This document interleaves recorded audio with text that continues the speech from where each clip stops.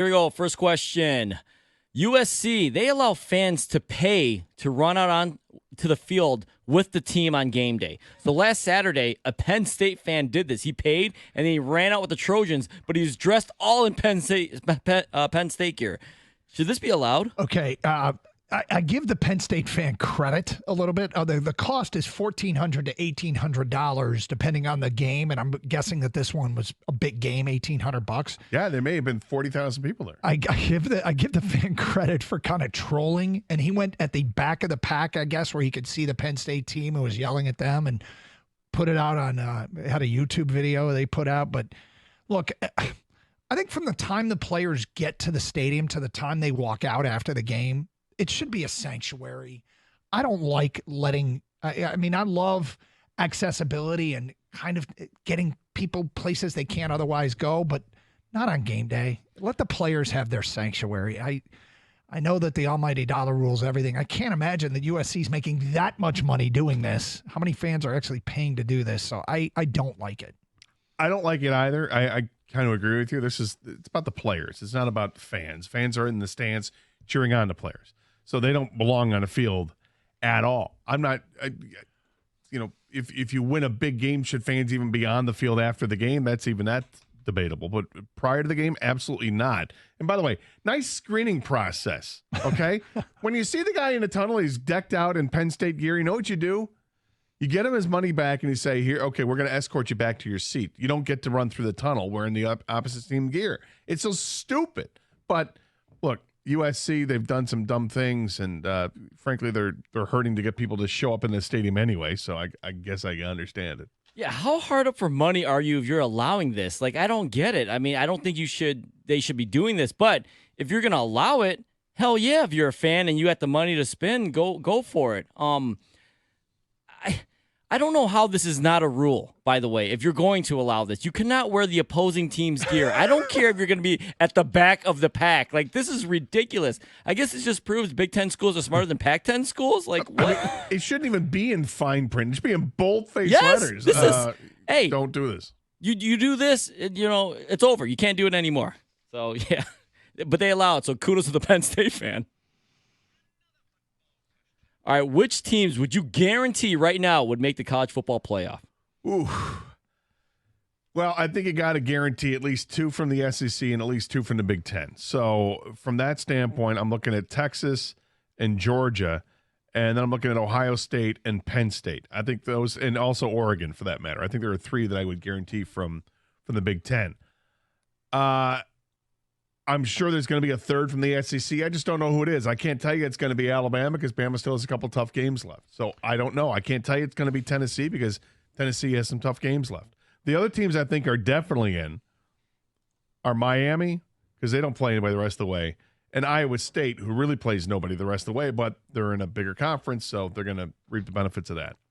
Okay, so I think you're right. There'll be multiple Big Ten teams and multiple SEC teams, but I'm only going to guarantee 2 teams are going to get in, and it's based upon their current record and their schedule the rest of the way, and the most losses that I think they can realistically absorb and still make it.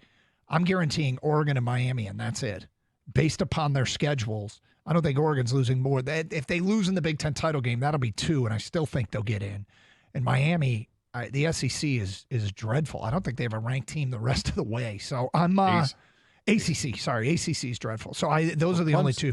That they have in their schedule, right? Yes. No, they don't. It's an easy schedule for them. Come on, Doug. Only 2 teams? I'm going 6, guarantee. I got Texas, Oregon, Penn State, Ohio State, Georgia, and Alabama. The Miami thing, yeah, their schedule looks soft. They got the same coach, though, right? They could screw this up. I mean, he doesn't kneel down on the ball when they have a chance to close out a game. So who knows what happens in Miami? But I got 6, not including Miami. All right. Is a monster TV deal between the Big Ten and the SEC a good thing for college football? No, it's not a good thing for all of college football. It would be healthy for Big Ten and SEC fans, but I'm going to tell you something that the fans need to get used to. You need to stop treating one loss like it's the end of the world, because the way the schedules are going to be now, like Ohio State, they still are fine. Like, teams can lose a game, maybe even 2, and if you're playing a tough schedule, you're going to be fine. This is turning into the NFL, and I guess we shouldn't be shocked. The biggest revenue driver in college athletics is their media deals. their network TV deals. And if this goes down, essentially, we need to just change the name of the conference. This is the big Fox or the big NBC or the big CBS. And the Southeastern Conference is the big ESPN. And we're throwing away jugs and oaken buckets and spittoons for deposit slips. You never throw away jugs, ever. I hate this. I think this is just, it's sheer arrogance on behalf of the Big Ten and the SEC.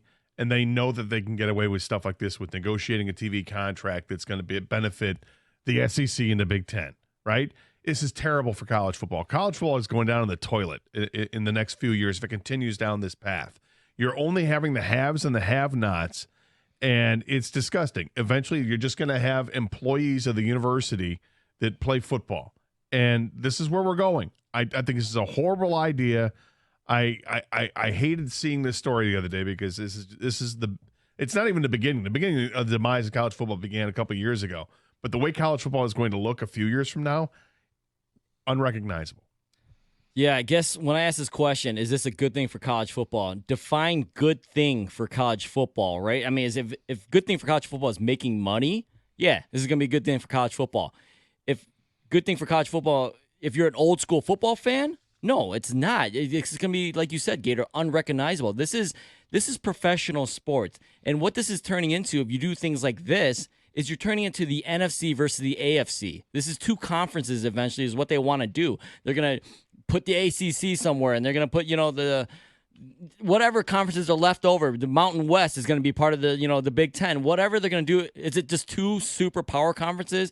And hey, let's make this closest to NFL as possible. I don't like it personally, but if they're making money off it, they're going to do it. So it is the way it is. Until we stop watching people, we have a say in this.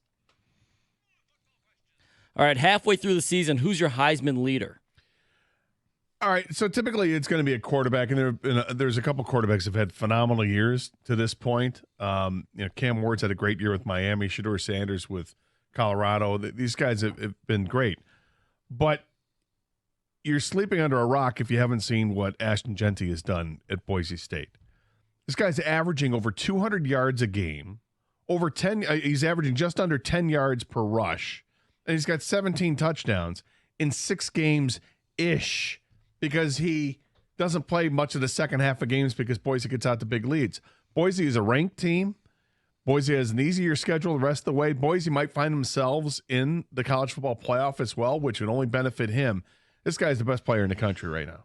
So I agree with you, and I'll add this on Ashton Jeanty. It's not unusual for a group of 5 or smaller school guy to put up video game numbers, but when he played against Oregon, he averaged 7.7 yards a carry. When they played against Washington State, he averaged 10 yards a carry. They play Oregon State later this year, so he has a chance to go up against the Power 5 teams and prove that he is an elite player. And so I give him a ton of credit for doing what he's done in those other games and then outperforming guys in the biggest games. And by outperforming, Travion Henderson had a good game, but Quinshon Judkins did not. Oregon can stop some people, but Jeanty is doing it against those same opponents, and that's why he gets the nod now.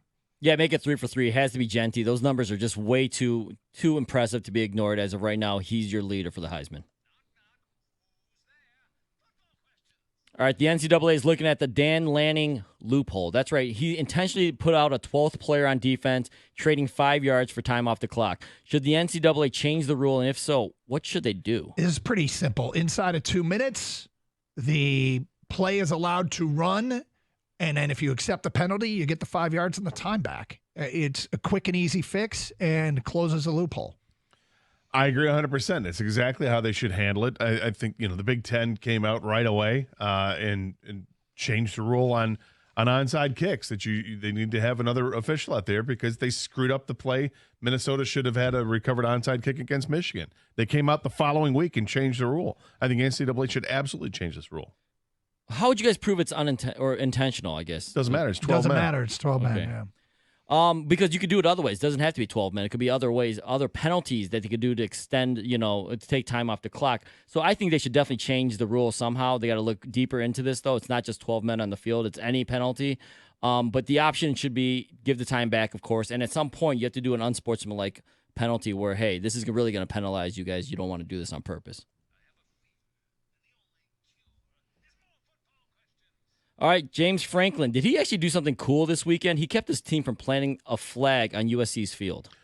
Yeah, that's cool. That's fine. And that's really all I have to say about it. I mean, he's still a massive tool. And in some way, this is going to affect his team, and it's going to screw him in the long run. Probably cost his team a timeout or an extra point or a scholarship. I have no idea how it's going to end up getting him in the end, but it probably will because he's Coach Franklin. I don't get you. What do you mean it's going to cost his team? I just at some point maybe there'll be a repeat of this, and I don't know. Here's the thing about it's Franklin, man. What he did, I actually give him credit for, and I have more respect for James Franklin for doing that. There's not one time that I've watched a team that win a game and I thought, yeah, it's cool that they won, but they didn't even plant a flag. So I'm glad to see him do it. And I hope more coaches do it. Yeah, I approve of him, doing this, but it's things like this, though, Doug, that make rivalries and make college football different from other, professional sports, even though they're trying to be like professional sports. But with that being said, I understand that's not James Franklin's job to sell games and make rivalries. Those happen organically, but I do approve of what he did, even though I don't like him either, Gator. And that concludes the college football blitz thing.